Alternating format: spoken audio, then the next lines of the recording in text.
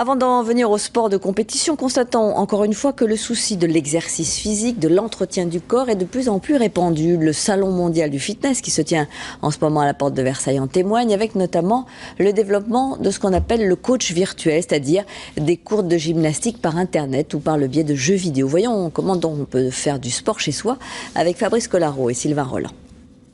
Coup de poing avant, coup de poing arrière. Pour lui, ça a l'air facile, mais pour la plupart d'entre nous, ça doit l'être beaucoup moins. Vincent Parisi est en effet champion du monde de Jiu-Jitsu combat.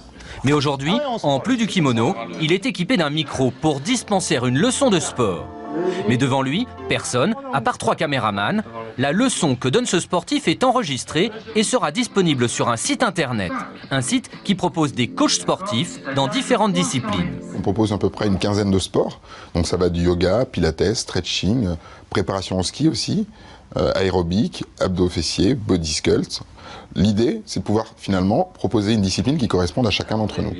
Et avec ce site internet, on peut donc faire du sport chez soi, confortablement installé dans son salon. Estelle a choisi de faire une séance par semaine. Une séance d'une demi-heure, personnalisée, pour travailler les bras et les jambes. Et pour elle, c'est là le moyen de faire du sport en toute liberté, quand elle le souhaite, pour environ 10 € par mois. Et avec en plus un coach qui lui indique les mouvements à effectuer. C'est quelqu'un qui me stimule.